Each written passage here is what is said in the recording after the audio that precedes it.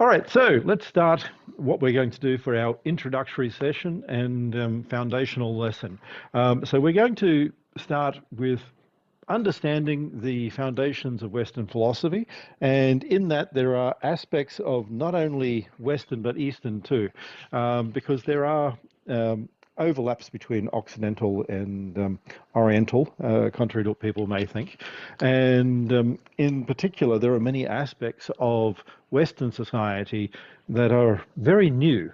So one of the things I'm looking at the moment, a dissertation I'm writing for an MA in medieval history, I'm doing the topic of usury. Usury being a concept that is still around in Islamic culture and some other religions, which is a prohibition against interest, primarily against compounding interest.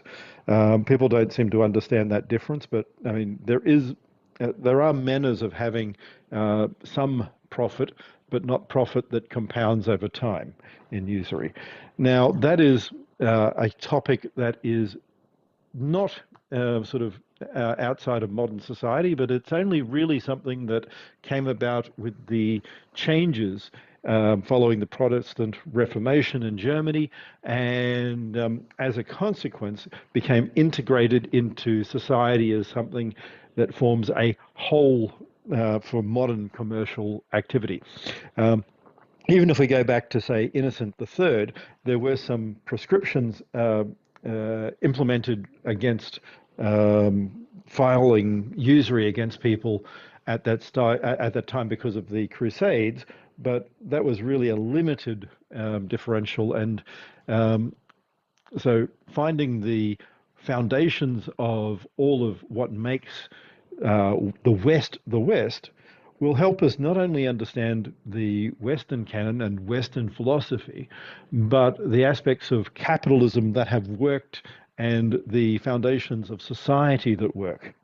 So in this, we're looking at the difference between the freedom of individual sort of action versus the collective action that has been throughout society in the past. So if we think even to before the 1500s, start thinking about feudal systems. Feudal systems were collective. There were a few people ruling areas such as households, and these households really had a group of people whose lives were prescribed from birth in many cases, unless you could do something particularly well, like you were extra smart, in which case you probably joined the clergy, and we make sure that you don't breed so that we don't have too many smart people again.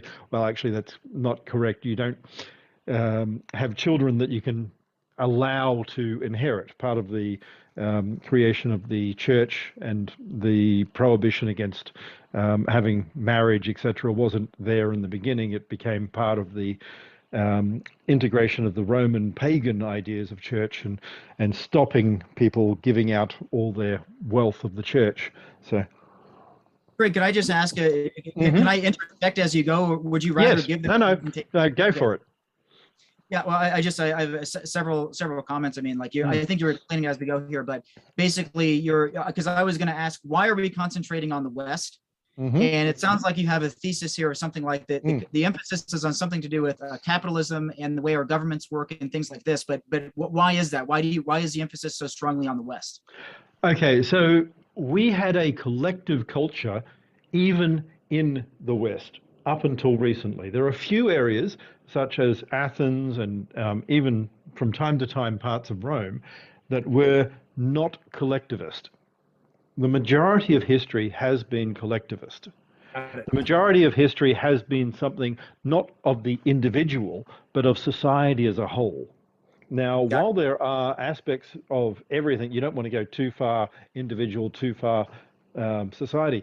The push towards something that is more individual freedom, more open ability to have free speech, to say things, that that's really what the foundation of the West is about.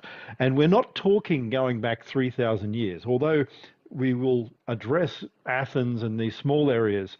The majority, if we look at the Merovingians, the sort of following empires after them in 500-600 AD, in like the Frankish Gauls, etc., the Carolingians, then what we see is the rebirth of a sort of collective society. Feudalism was really collective. So it's breaking away from collectivism. And that's something that is rare. So we've got so this. Yeah. I'm just saying. I mean, I just want to point out. I mean, this is clear to me. But if I'll just interject anecdotes for the sake of the audience as we go here, like we did on the Theory of Bitcoin interview series, which is that, gosh, this is extremely relevant to the world today, because what's going on is some type of bizarre push back to collectivism that we're trying to resist. And so you're part of your mission here, from what I gather, is to go through here and restore this idea of proper education, so that we can remind ourselves what are the basic principles of the West. And part of what you're saying is we have made a cultural advance, which is to respect the individual in a manner that was not, that was beyond this sort of more some type of default collectivism. Am I saying that, expressing that correctly? That is correct. And although there are many aspects of Western and Eastern philosophy that differ, there are some that overlap. Now, if you look at early canon law and church law and a lot of these aspects of how society developed, we'll start seeing there are different times in Taoist culture, Chinese culture, that were actually individualistic. And these always had a renaissance, a rebirth. So if we look at the 12th century Islamic culture, there are aspects there where it was an open secular society, also right up to the Turkish Ottoman culture, that moved away from having a sort of centralized control of how people thought outside of a few different areas. Now, as an example, one of the arguments that I'll be putting forth that sort of surrounds usury is, in the change to a Protestant culture, we moved into a system where we were all the other.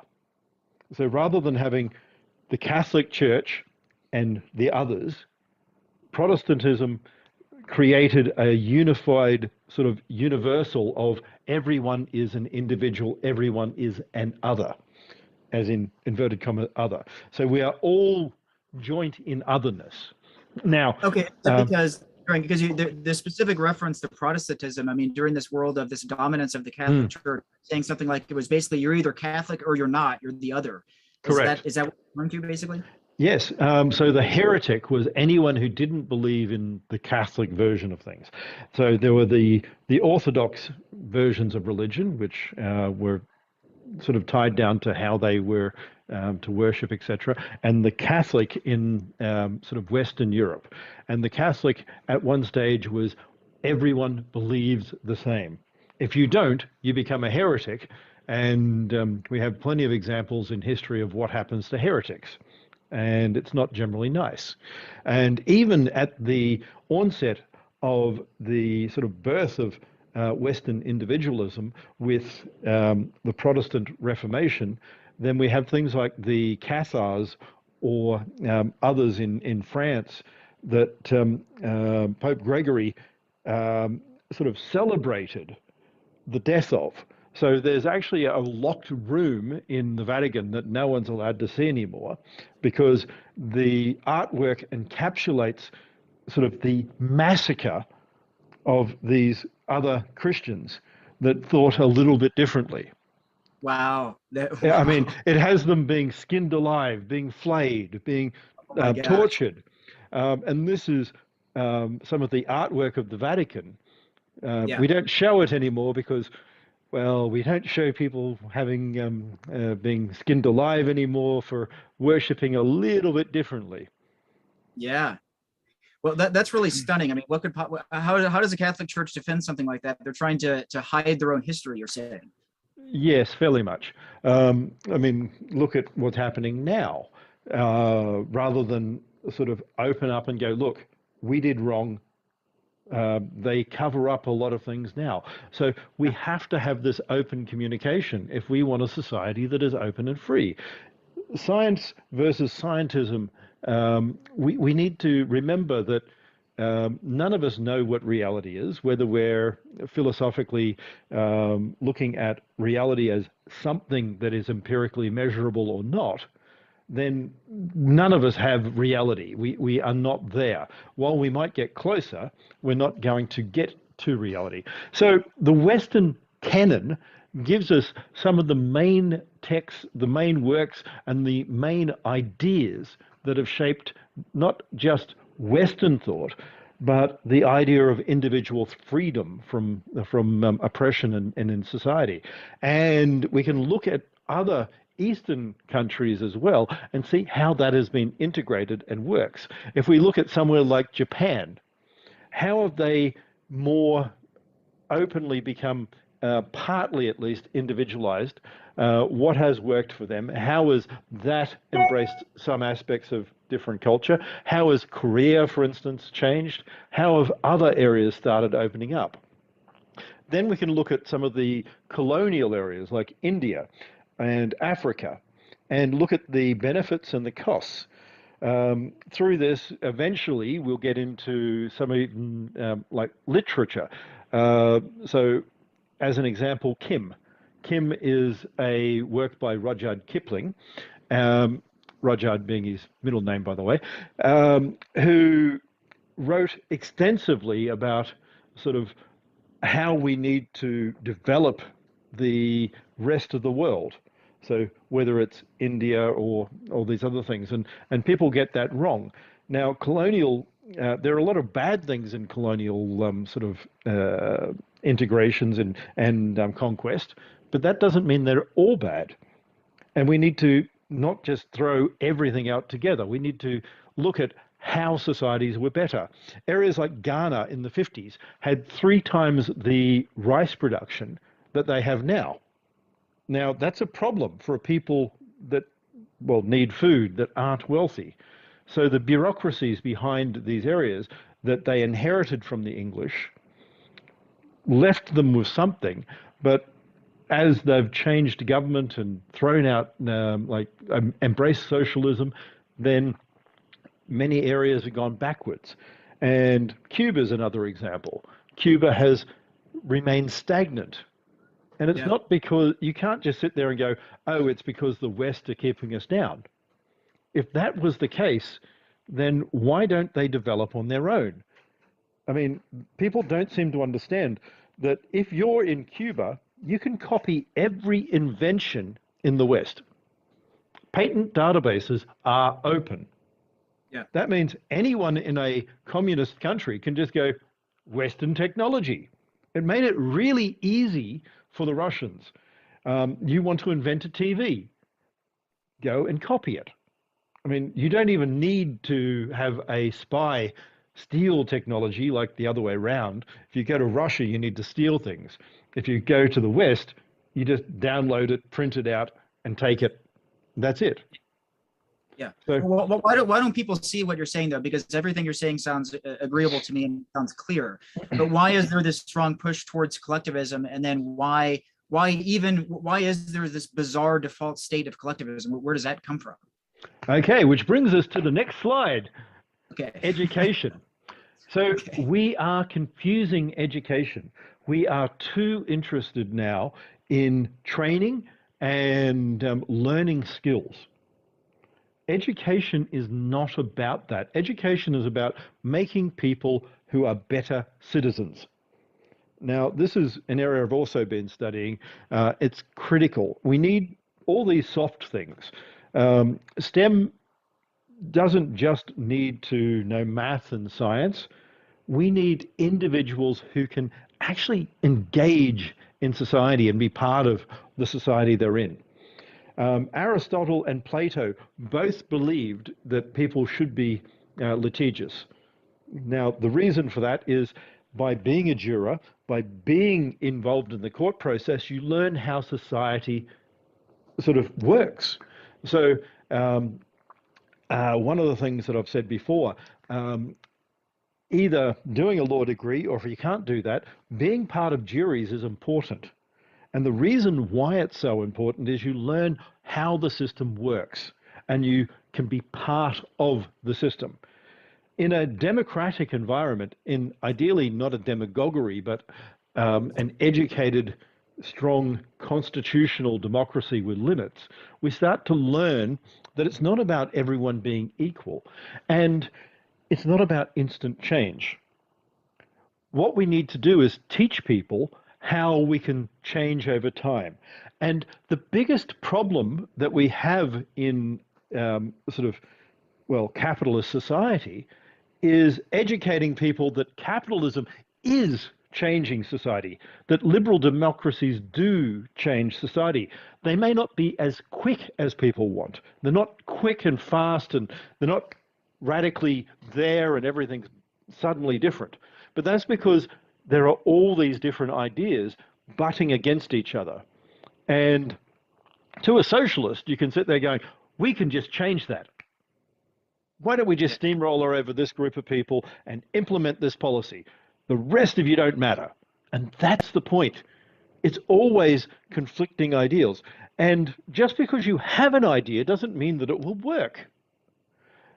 Now, if we think about all of the wonderful attempts at being socialist, like the Nazis, who were actually socialist, National Socialist, but they differed because they were a nationalistic socialism. They are socialism of one group of people. Alternatively, the communists were everyone in the world needs to be socialist. Now, what this does is it brings back something that is completely different to what I said before. The idea of a brotherhood of other is now a brotherhood of us. And it brings back the collective of everyone must be the same. Everyone must interact the way that we say. If you don't fit, you don't fit, which is the Stalinist idea, and many millions end up dying. So we need to understand why these sort of problems occur. We need to make people know that free speech is critical. Just because you don't agree with me or I don't agree with you doesn't mean you should be shut down. You can be ranting and mad and a loony, and there's a great British tradition of the soapbox where you stand in the park and you yell and scream, and if people want to listen to you, they can. If they don't want to, of course, off they go. So this is what we need to understand. If we don't know what people are thinking, then we can't debate them. If we don't hear their arguments, we can't debate them. And it's also more important to actually get your idea out there and have it debated. Because how else do you know where the problems are? So if you're not integrating with other people, then you're just locked in a little sort of box of self where you think you're always right and you never learn from anything. Yeah, well, that's true. But there's also what I see happening right now is a different aspect of that, which is also self-censorship. I think people are afraid to put their ideas out there. They put down. There's so much pushback against free speech right now that people are actually self-censoring. So it's gotten pretty bad. Which is the challenge. So if we want to learn to be part of a community, we need to make sure that we're going to integrate people and listen, but listen properly. So I was listening to a sort of series of comments on a debate between Jordan Peterson and a number of people who are radical atheists.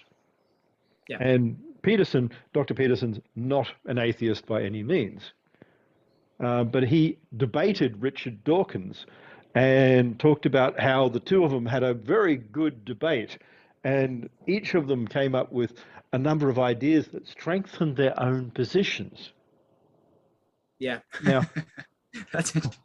So they didn't discover some truth between them, but they both became stronger as a consequence. That's kind of an interesting. Well, they also did find some common ground.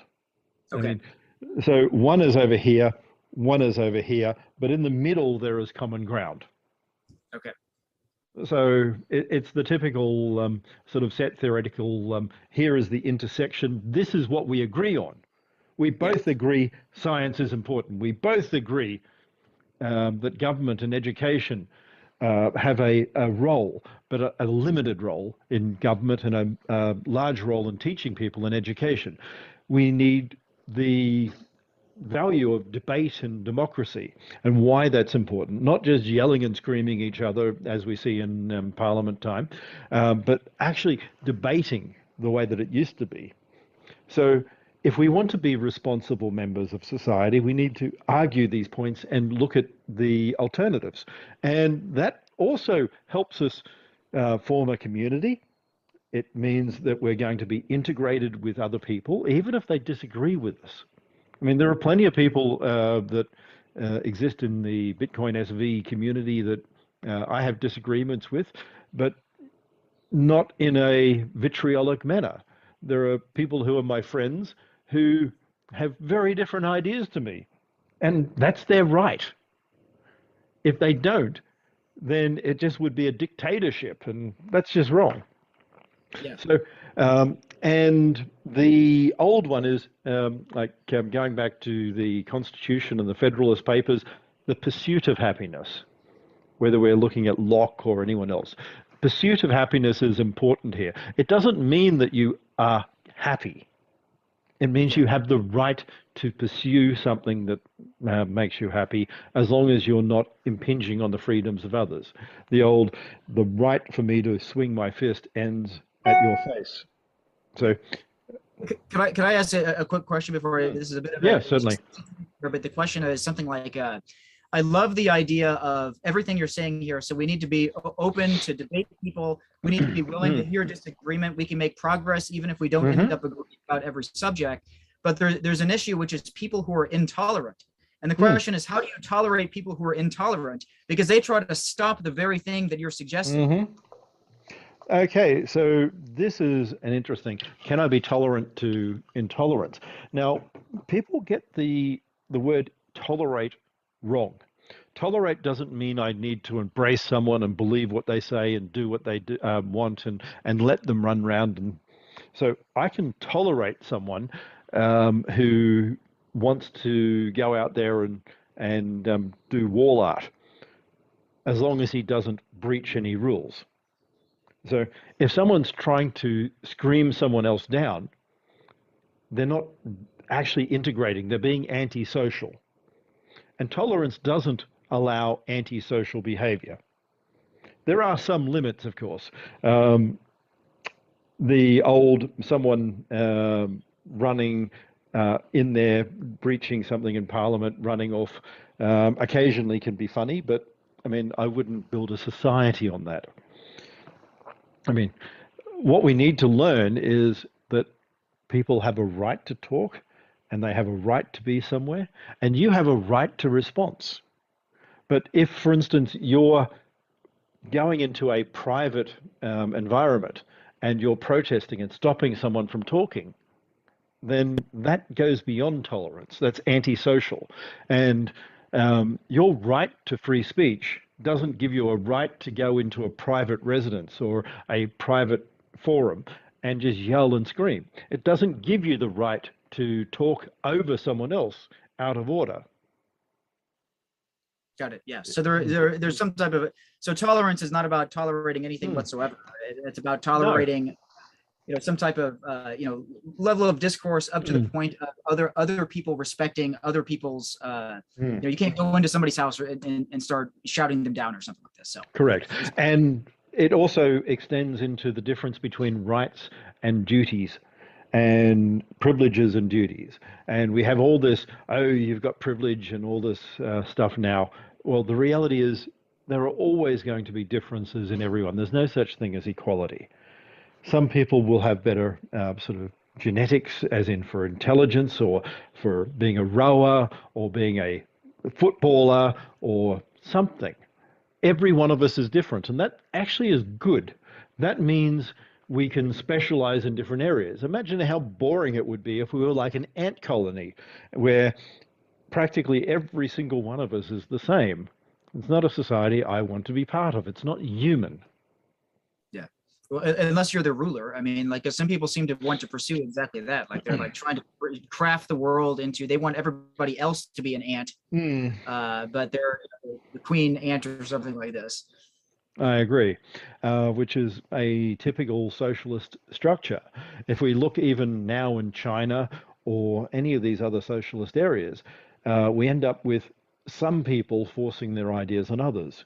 And even in India right now, the political scenario is moving more and more away from the sort of British individualist idea as we're stopping over there the sort of traditional education and going back to this sort of postmodern ideal.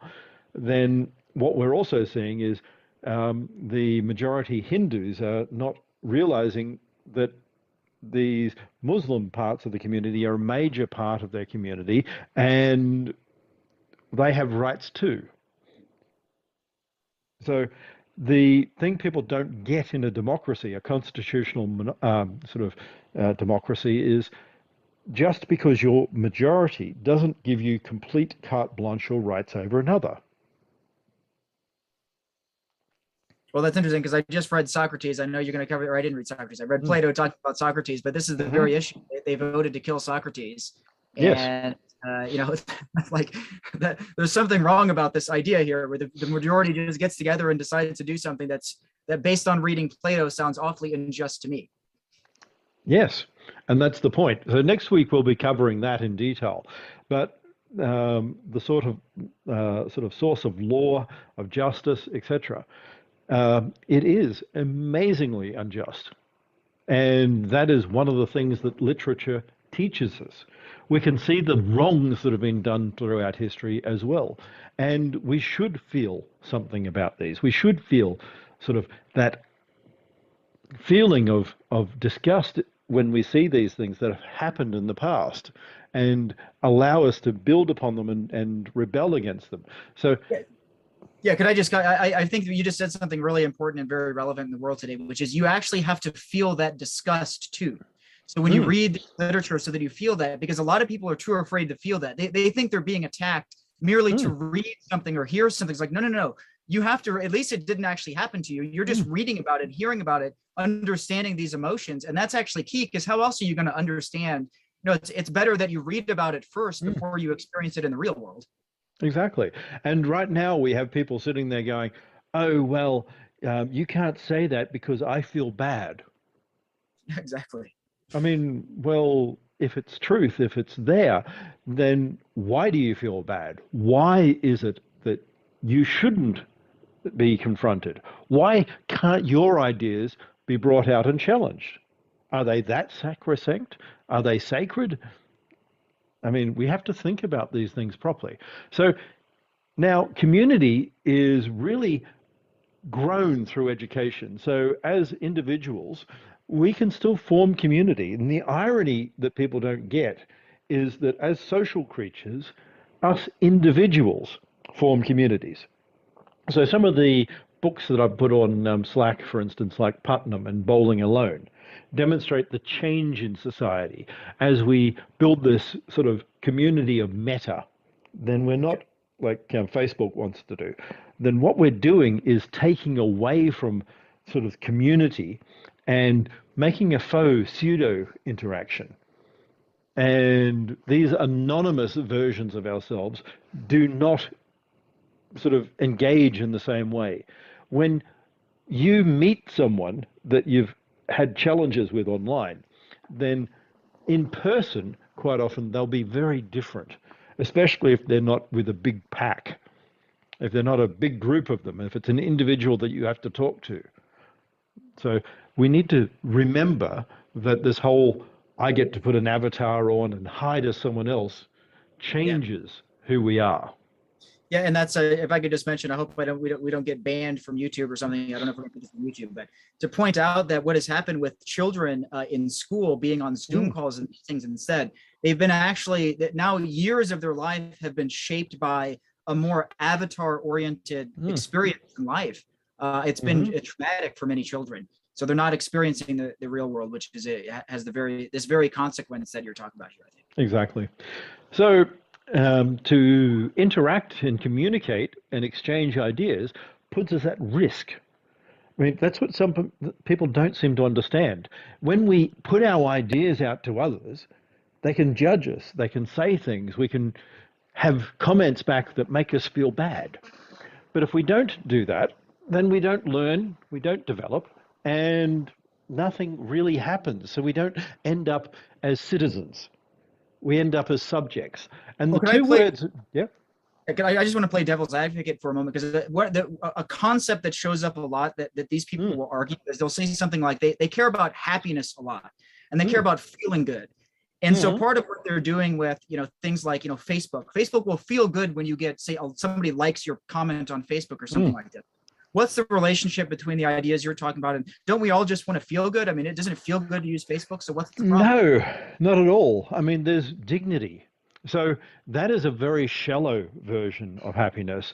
And later, much later, when we get to things like Mill and some of the early ideas of utilitarian thought, we'll cover that. But we have a lot of learning in this sort of group of lectures, etc. Of course, people will be able to jump ahead in the future a couple of years from now when we've recorded everything. But for the moment, the thing to think about is there are quality differences in this. Now, if you just take drugs, you can feel happy for a little bit. But that's where someone like Aldous Huxley wrote in Brave New World, this idea that we just program people, we give them a drug to feel good. But are they really achieving anything? Is it the same? So that little high Yeah. makes you feel good now, but it's not the same as dignity. It is not an overwhelming sort of knowledge that you've done something well. And you cannot, no matter how many times you have Facebook meta type avatars, capture the feeling of standing at a graduation in front of your peers, your family, your friends, and getting a piece of paper. You Yeah. cannot capture that with, well, I'm there in graduation sim for Yeah. my 12th time today, getting handed a fake piece of something that I never really earned and earning something. So it's not happiness, it's the pursuit of happiness, the attempt to try and do something. Now, this is why the founding fathers in the United States didn't say everyone has a right to be happy. You don't have a right to be happy. Someone can just go, well, I want to sort of go hunting your pets because that makes me happy. I mean, really? Is that going to be tolerable? So, if we don't have this and we don't develop the concept of a citizen, so freedom is the ability to think, act, develop, and contemplate life, to learn and make our own mind grow. Not everyone wants to do this, unfortunately, and not everyone wants to be truly free. Um, Actually, to the point where both Aristotle and Plato thought that some people are naturally slaves. I won't agree with them there because I think some of that has been imbued into people by being beaten down. Whereas, I mean, the difference in thinking here is, can I develop ideas that will lead to me having a better life? Can society grow? And capitalism, what people don't realize, is the way that we have a series of changes that make society better. They just don't happen as fast as some people would like. And whenever we try and stop this, that's where we end up breaking it. So we end up going backwards instead. When we have all these socialistic type sort of collections of property, then we disincentivize people from working, from trying to be more. So we see that all of the time. When people can't have property, they don't strive. Huh. Okay. Okay, so property is key. I don't see the word property written on the screen here, but there's something about property is key to this. Yeah, like what's it? I know enough about the founding of the U.S. There was this Mm, debate over, do they call it the pursuit of property or the pursuit of happiness, and they settled on pursuit of happiness. But what's the relationship between property and happiness? The right to be able to take what you earn and do is fundamental. So I should be able to have my own things. Now, that doesn't mean that we should, well, have a lot of Scrooges around that don't want to be part of society. Although Scrooge wasn't as bad as everyone thinks, because, I mean, the other people could have left, they could have had a new job, etc. No one forced anyone to work for Scrooge. And the irony is, if all these people had just gone, well, sorry, Scrooge, you're a Scrooge, I'm going to leave, then Scrooge would have ended up paying more money and increased the wages. Maybe it's because, well, that's the market out there. So we sit here in the West and we go, oh, there are these factories that Nike has in China that pay terrible wages. But people don't look at the fact that there are some of these have 11-month waiting times. The people in China go out there and wait 11 months to get a job, camp out, do all this stuff. Why? Because it's better than the alternatives. And that's the thing people have got to understand. You can't just go, well, if I'm looking at this, this is bad.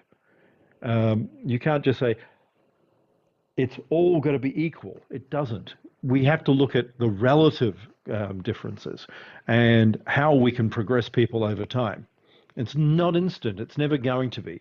But over time, we can build a better society by lots and lots of incremental changes.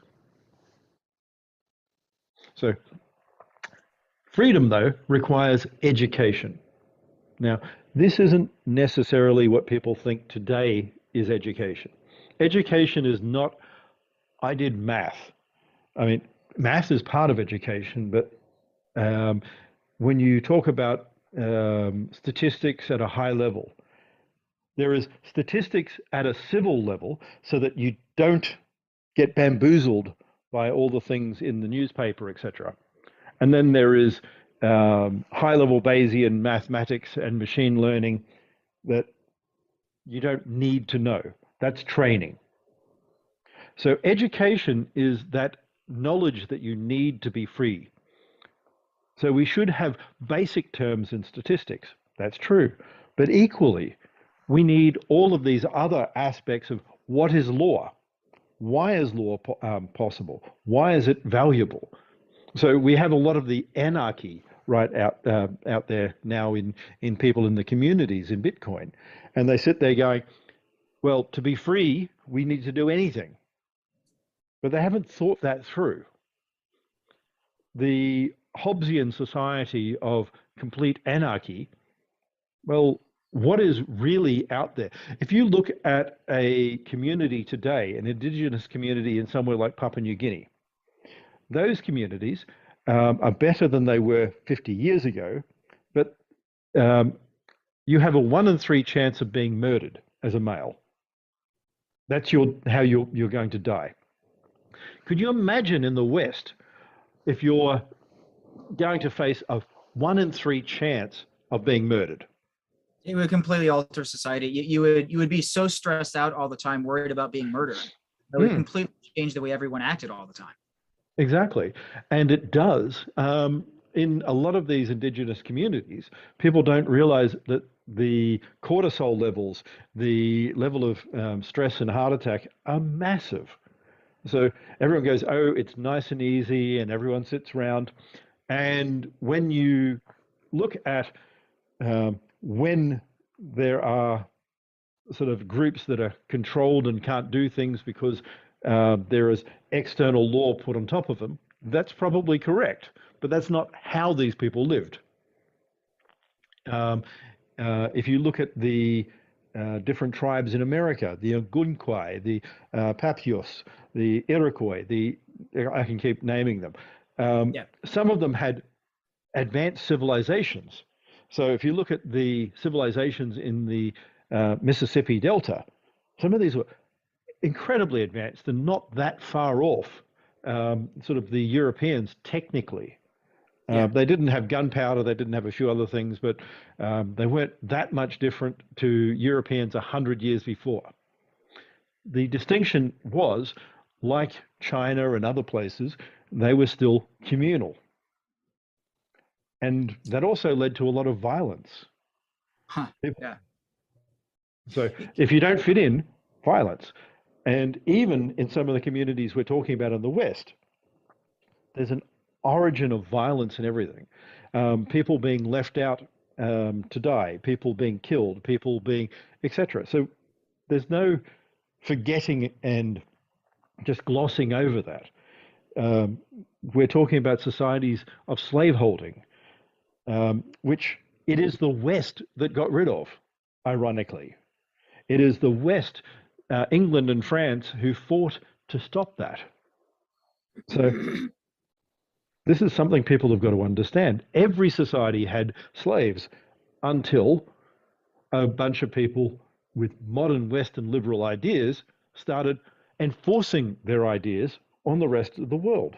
Can I ask you one question about this? Because there's still a piece of this. There's the go even further back in history, though. I find it truly bizarre that there's something about this state of humanity being in this collectivist state. Because is that really the natural state of humanity? Like if you go back hundreds of thousands or millions of years, in say these we might have been a different species if you go back millions of years, but we definitely were. Where the hell does that emerge? Why is that? Like, where does that come from, in your opinion? Why do so many people have this pressure to have this default state of some collectivist society? Where does that come from?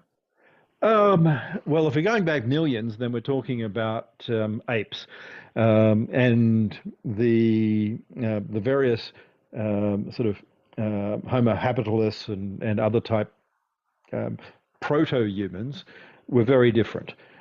Even now, looking at the difference between the chimpanzees and bonobo, they're very different communities. Yeah. So we grew with a type of hierarchy that allowed us to survive. We grew with a sort of structure, and over time that's become part of us and ingrained. And we are hierarchical animals, like it or not.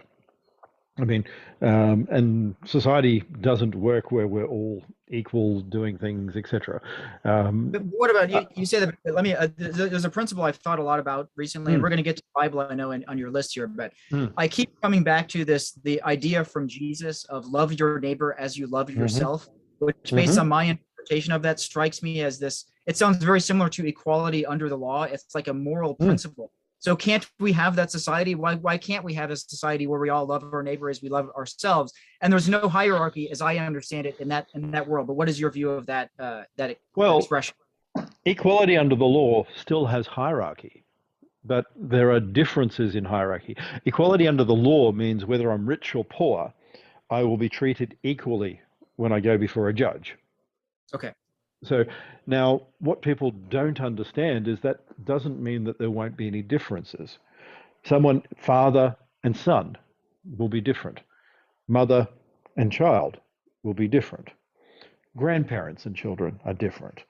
There's no just we're all equal. I mean, if you think about it for a moment, then a 3-year-old child wants to be free and have their rights heard, but equally, if they start having a tantrum, their mother or father is not just going to sit there and go, "That's okay, little Johnny, go and break everything in the store." Yeah.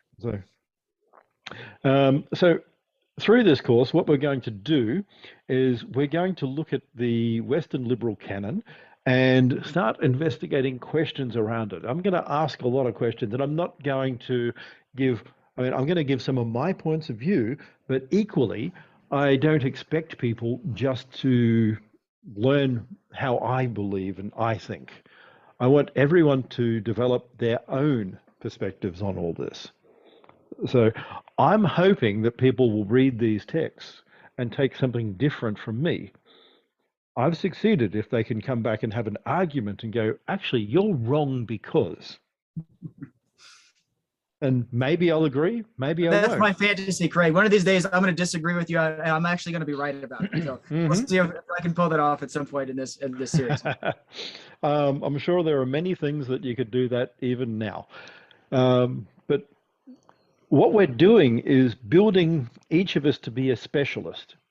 So if you imagine for a moment, we're trained in something that is jargon of trade, something that is incomprehensible to anyone outside of that specialty. We learn to trust people. Like you've heard in the whole sort of COVID bit, trust the scientists. Well, I've studied epidemiology and I have disagreements sometimes. But I mean, and I'm a scientist, but Yeah. I mean, so how is it that I can't have an opinion? Isn't that part of debate? Shouldn't we be putting this forth and looking at the differences in all this? Going, oh, but this is a government scientist. I mean, if we look at all the disservice that costs, I mean, that's a problem. So we want to remember that we are going to be part of society, but also we're going to be a specialist with different knowledge that other people don't understand. I mean, even myself, I study all different types of fields, topics, etc., and yet um, I can come into things I haven't studied before and find new jargon, new terms, new TLAs, three-letter acronyms, etc., that don't match anything I've had before. There are new sort of memes that are known within the industry, new ways of talking in anything. I mean, and even when it's similar. So recently I've been doing anthropology, and some of the modern sort of scientific terms and sometimes non-scientific, in my opinion, uh, basically are very different to other areas of study, including some of the areas in criminology or sociology.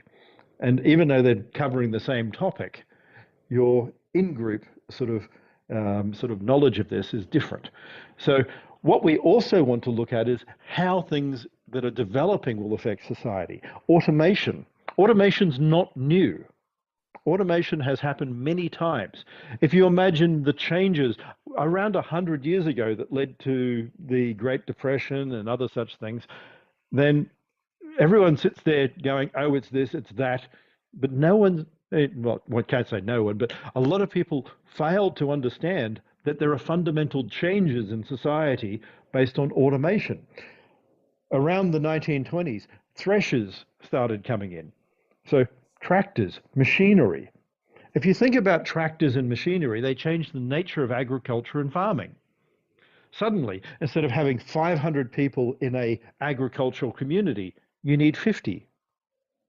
What does that do? And you have migration to cities, and that happened a lot in the 20s and 30s. And all of that is because of new technologies, new processes. How do we retrain people? Not re-educate, retrain. How do we make it so that these people can pick up a new career? And how do we educate them to know that they should be doing that? Yeah. Just because you were a farrier, like you worked on horseshoes and things like this, well, when there's cars everywhere, farriers aren't going to be as needed. They're not necessary. And you might say, but dad and granddad did that. But that's not how society is going to work going forward. So we need to understand things like inflation and economics. The knowledge in these areas, they're terribly abysmally low. Most people have no idea about nuclear energy. They get all upset. They don't understand there are differences in old technologies, new technologies, thorium salts, uranium. Um, if you look at something like an aircraft carrier is a massive, massive, big nuclear reactor, and it's very safe. Nuclear submarines are incredibly safe, but you're only talking about 20 megawatt or so. Aircraft carriers can go in the order of gigawatts. Whole cities can be powered by these things. And yet, what are we talking about with um, with this as an option. So it's not just the decision of a few. And I'll argue this has been a problem with Dewey and in the 1920s in America and over here. We've moved to the bureaucratization, I'll try and say that correctly, moving to bureaucrats who aren't not political. Yeah. We still have some areas in society that are political, like still in Britain, the police commissioners are voted, like in America, and that's a good thing. That means you have new people come in and new people set policies and rules, and everyone goes, oh, it's terrible. We have to interact with the community all the time. Good. That's what democracy is about. We should be teaching people that this is your right. You have a right to try and be a magistrate. You have a right to be engaged, and not just leaving decisions to the experts. We've got to stop this idea that the experts know what's right. Society is about integrating different ideas and communicating. And yes, some of us are complete tools and have bad ideas, but we learn by communication. So UK, the common law constitution, the US constitution, these form the basis of how societies can run securely. So this is where the canon, the Western canon, matters. So when we have knowledge of the things in the past, and remember, the whole, those who don't know history are doomed to repeat it. I'd prefer Mark Twain, which is history is not the same, but it sure does rhyme. So, and knowing the information helps us know the rhyme. It might be different, and we might have different things as problems, but many aspects are the same. New technologies, same issues. People are fundamentally, at their heart and soul, still people. We're not genetically different than we were 100, 200 years ago. We might grow up and be educated different, but what we want to do is find a way that we can actually be a better, more fulfilled human, have a more successful career, not just because we have more money, but because we are happy with ourselves, that we feel fulfilled. So a more successful human is someone who is better at being part of society as well. So if we think about this, this is some of what we can learn. There are all these people who have been there in the past. Yeah. Yeah. So in this course, what we're going to do is a combination of discussion and reading. I'll be putting out all the different works that people need to go into and have a bit of a think about. And we're going to try and step through those slowly. So like our first week will be a combination of the Apology and Crito. And we're going to look at the life of Socrates and rather his death, the end, why he chose his fate, why he did that, why he didn't run. And that's what Crito's about. Crito, a friend of his, offered him an escape, so he didn't need to suffer death. So why did he do that? Why did he choose to embrace law, even knowing that he would not survive it? So in this, we're going to explore the foundations of science, economics, politics, ethics, philosophy, social science, history, and much more. We're going to read literature, some of the great literature, right from things like Don Quixote, right through Tom Jones, some of the other early works in Shakespeare. It's going to take us a long time, and it's going to be something that would have been learnt in detail in our past.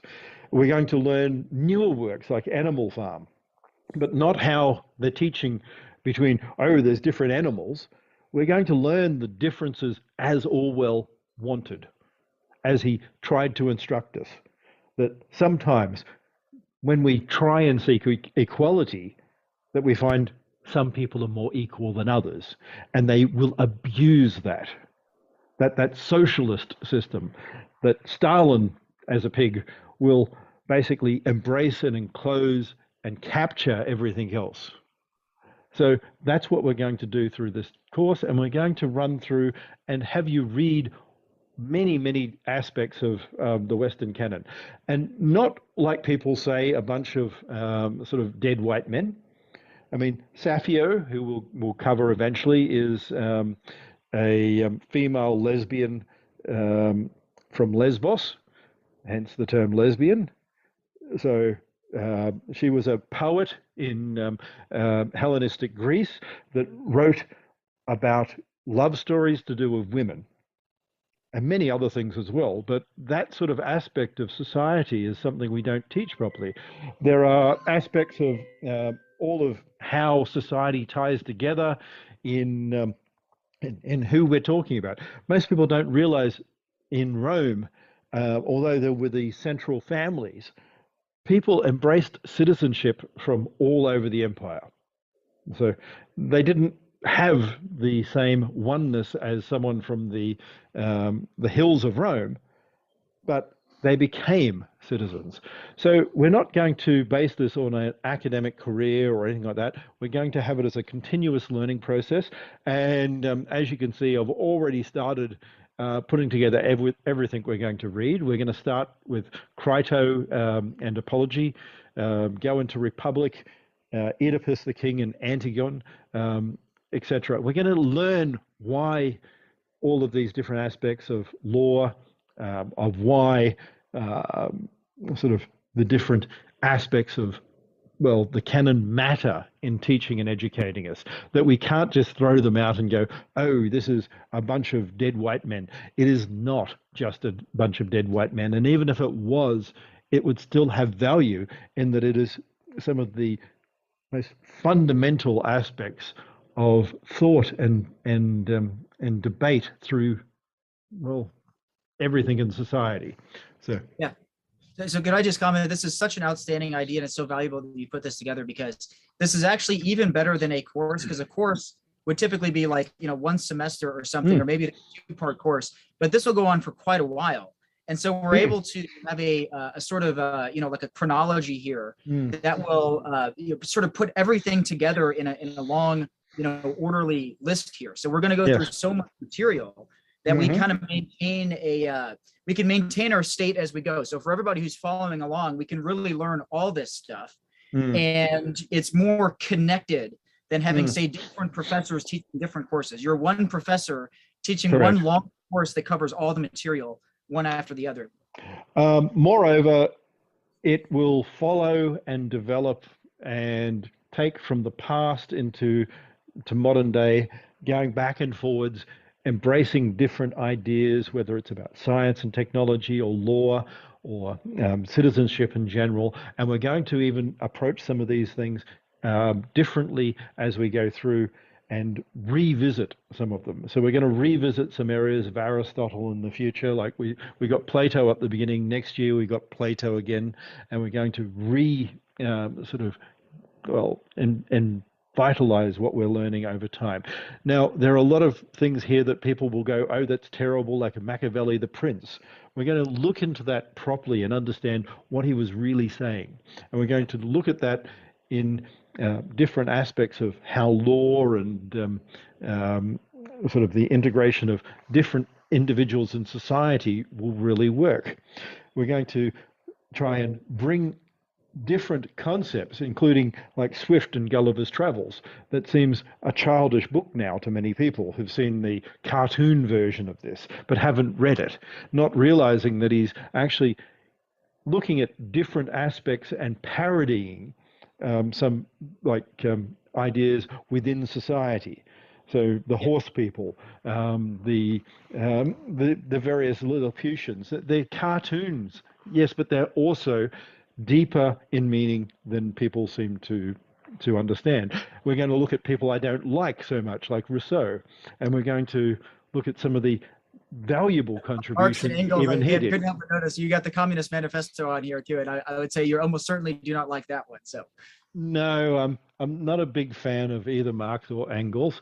I find them very hypocritical, especially with Engels running some of the worst sweatshops in Manchester and Birmingham and his family, and making a lot of money out of ripping people off, sitting there going, oh, well, I'm a good capitalist because I'm making the revolution happen sooner.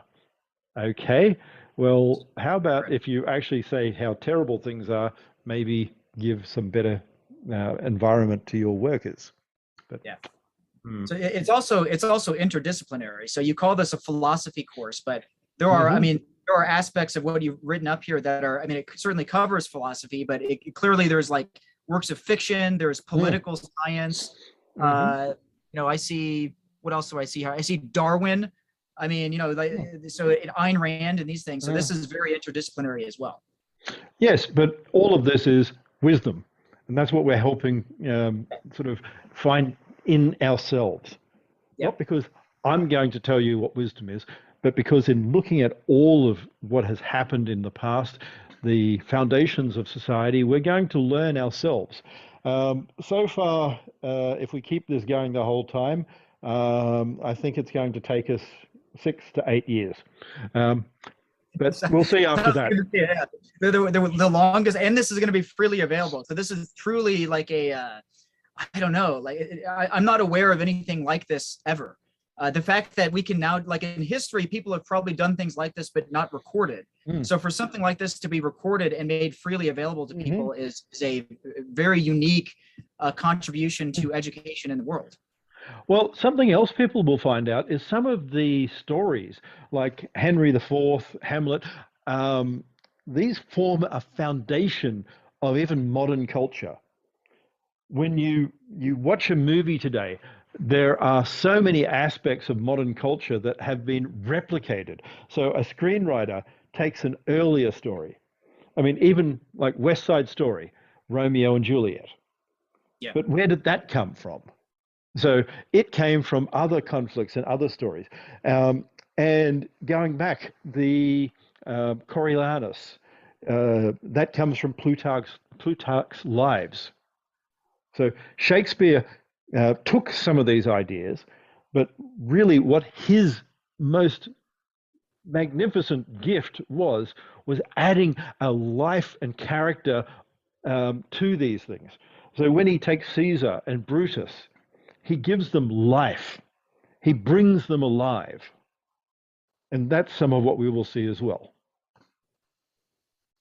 Sounds amazing. I'm extremely eager to proceed and just start reading this stuff and talking about all this stuff, right? Well, the other thing is we're going to have a rather full sort of plate on what we're doing. As you'll notice, like some of the works are fairly large, like Dostoevsky, Brothers Karamazov. Um, Yeah. there's going to be a big effort to get through it for people in a week. Or So and then then just so long as we stick to the outline here, though, people can mhm, know that up front, so that when it comes to reading the longer books, we need to know that they're longer, and then mhm, people be prepared to read yes. them, 2 or 3 weeks in advance to Mm. make sure they actually get through all of it. Yeah. And even if you don't get it straight away, I'm going to do it such that you can go back and reread and learn and try and embrace it that way. Some of the things will also be partial, some will be more detailed, but and some of the stories will be ones that resound even now after 2.5, 3,000 years. So um, sometimes longer. So in this, some of the stories, Jason and the Argonauts, we'll get to that. It's not on this list here, but it's one that we'll be doing eventually. They're So all there teaching us how different people throughout society have thought. yeah, I've got you've probably thought about things like this, but a sort of a pet interest of mine would be going through science. So some of the hmm older, people like Newton. I don't see Newton on the list, but I've never actually Um, read Newton like he that. will be.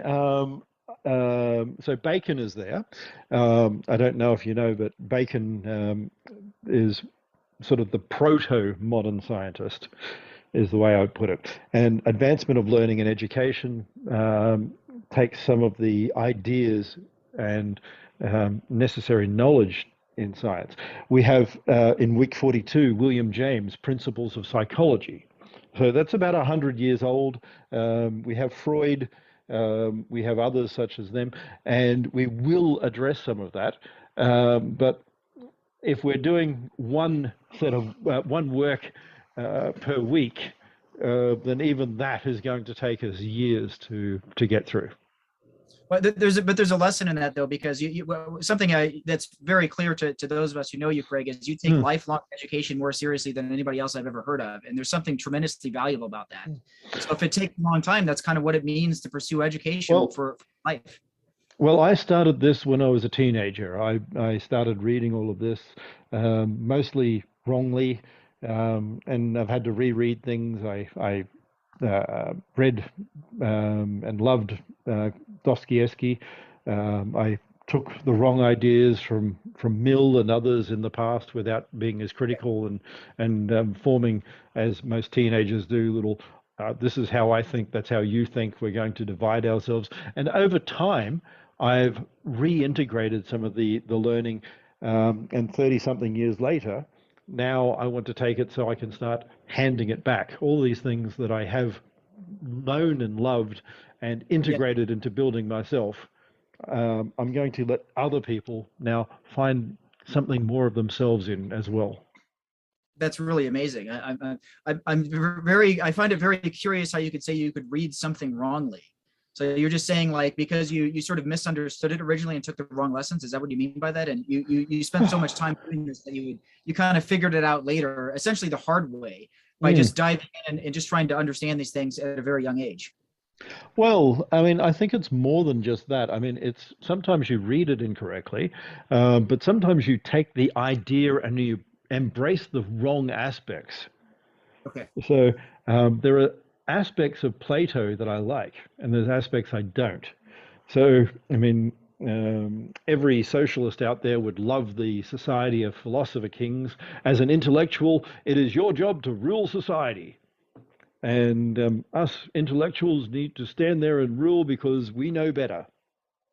Yeah. Well, I mean, Plato could have learnt from himself, but unfortunately, like many at the time, he believed he knew better than every democracy, and this is why we need a balance. We need not just aristocracy, not just the demos, the people. We need a balance of all of these things. We need the landed class, the moneyed class, the different individuals in society to have their rights protected, even when they're not in the majority, but minority. So, yeah, got it. And it's how we understand really any aspect of what we see as most valuable is by looking at the distinctions. Like if we look at the difference between someone like Hobbes and Leviathan and compare him with Locke and sort of the foundational thought behind the American Revolution, and we compare that with Rousseau, who was the foundational thought in the French Revolution, and then compare it with someone earlier in France, like Montaigne, we can see a whole sort of different aspect of ideas and that have developed over time. Some that are clearly wrong, because we can't hold this against someone. I mean, if you're in your environment 500 years ago or 3,000 years ago, you're going to have a different knowledge, a different level of understanding than someone will now. Yeah, I mean, for better or worse, though, because in some ways people know more, but in some ways people know less. I mean, so. Correct. We might have more technical knowledge. Our mathematics might be better. We might have computers, but that doesn't mean that we embrace or know wisdom. Yeah. So this is the course, and that's it for the first sort of intro week, week 0. Next week we will start actually learning a little bit about Plato, starting with the Apology and Crito. So anyone wants to read ahead or read to be ahead and ready, that's what we're going to do. We're going to see the trial and then the death of one of the greatest thinkers in history, in Socrates, and see why that tragedy existed and why it's so important. Sounds good to me. Well, thank you, Craig. All right, thank you.